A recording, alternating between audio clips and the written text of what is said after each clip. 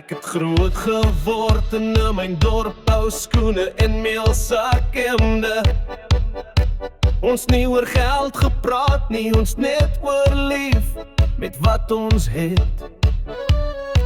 Wegneem etes was 'n verjaarsdag bederf, nie iets wat jy elke aand eet nie, maar het gekook met rysvleis, aardappels en groente ook. Geen verskonings of plan, geen groente, geen nagereg, het sy altyd gesê. Daai bord moes skoon wees of jy bly maar binne, kant en klaar.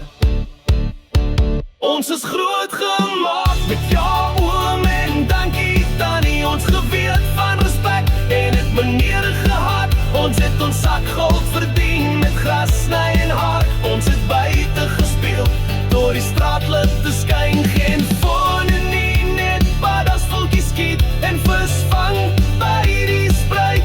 Daar's geen skaamte om arm groot te word nie, toe ons nog graag groot gemaak was.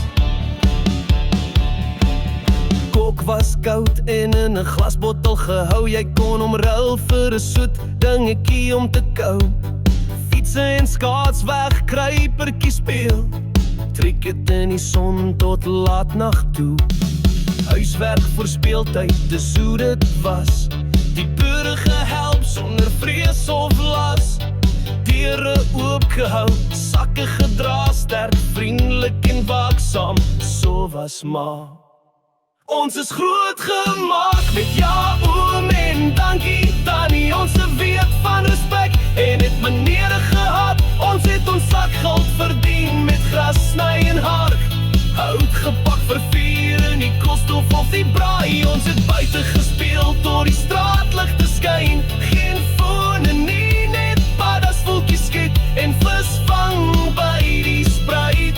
Daar's geen skaamte om arm groot te word nie, toe ons nog reg groot gemaak was.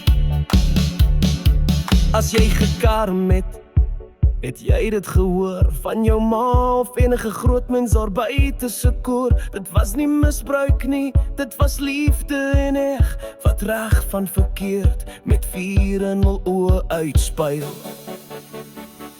Ons is groot gemaak met takke en huisgemaakte kos. Niks sommer gegee nie, maar dit was kosbaar. Ons het gebid voor eet, met eer geleer by mense wat ons met voorbeeld leer.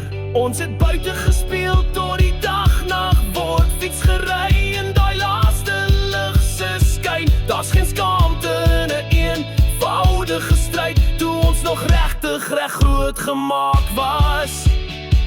Daardie tyd, ja ons was nie verveeld nie, ons lewe gekry in daardie huis met soveel liefde en dank. En ek dank die Here elke aand voor bedtyd vir die dag toe ons nog regtig reg groot gemaak was, met trots en waarheid.